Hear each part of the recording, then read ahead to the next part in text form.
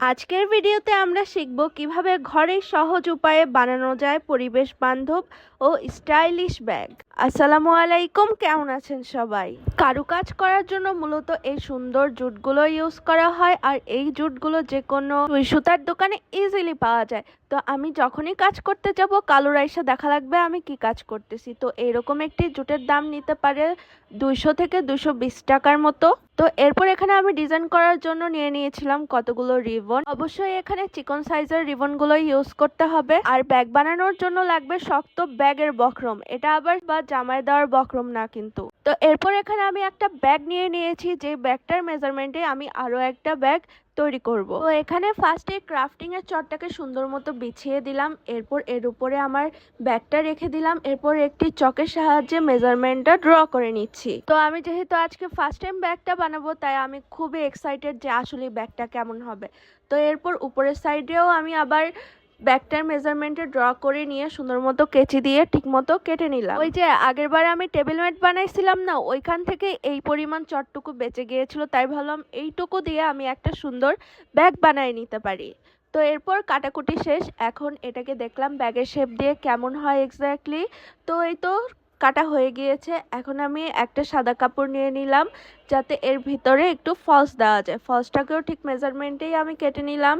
কাটাকুটি হয়ে গেলে এখন তো আমার এখানে একটা ডিজাইনও করতে হবে। তো ফলসটা লাগানোর আগে এখানে ডিজাইনটা করে নিতে হবে। এখন এই ডিজাইনটা বানানোর জন্য আমি নিয়ে নিয়েছিলাম কাটা কম্পাস, এরপর একটি গোল শেপ ড্র করে নিয়ে, তো আমার মনে হলো এখানে একটু ফ্লোরাল ডিজাইন করলে অনেক বেশি সুন্দর হবে। তো ফ্লাওয়ারের জন্য আমি এখানে গোল গোল শেপের একটা ডিজাইন করে নিলাম।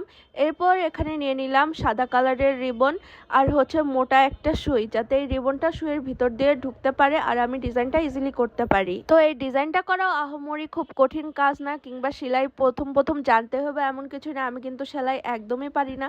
তো মাশাআল্লাহ একটা সুন্দর ফুল এখানে আমি সেলাই করে নিছি।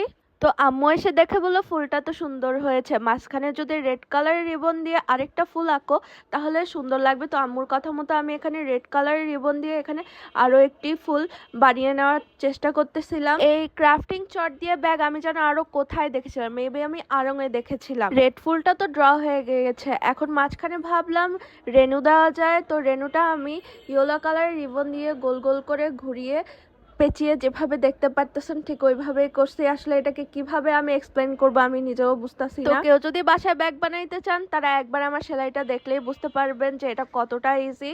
তো এরপর পাশে আমি একটা ইয়েলো ফুলও এঁকে নিলাম, ঠিক সেম প্রসেসে। তো আমার ইয়েলো ফুলটাও হয়ে গিয়েছে। এখন আমি এখানে একটু ফ্লোরাল ডিজাইন যেহেতু করব, তাই একটু পাতা অত লাগবে। তো পাতার জন্য আমি এখানে সবুজ কালার রিবন নিয়ে পাতাগুলো দিচ্ছিলাম। পাতা বানানো অনেক ইজি, এই যে ভিতর দিয়ে দিয়ে এক একটা পাতা তৈরি করছিলাম আর প্রত্যেক সাইডেই পাতাগুলো দিচ্ছিলাম, যাতে জিনিসটা অনেক সুন্দর হয়। তো আমার কাজটা প্রায় শেষের দিকে, তো আমি ভাবতেছিলাম এটাকে আরো কিভাবে আরো একটু সুন্দর করা যায়।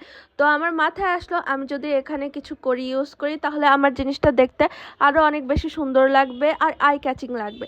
তো এখানে আমি আরো কতগুলো একদম আসল করে নিয়ে নিয়েছি, এরপর এটাকে সুন্দর মতো সেলাই করে বসাই নিছি একদম পার্মানেন্টলি, যাতে এটা একদমই নাড়াচাড়া করতে না পারে। ঠিক সেভাবেই আমি এখানে সেলাইটা করে নিছি।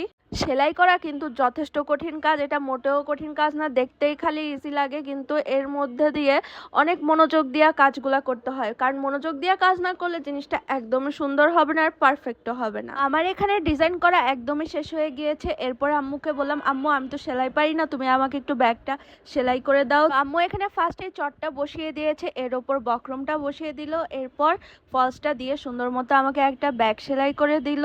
তো এটা যখন করতেছিল, যেহেতু জিনিসটা অনেক মোটা, বারবার সুতা কাটতেছিল।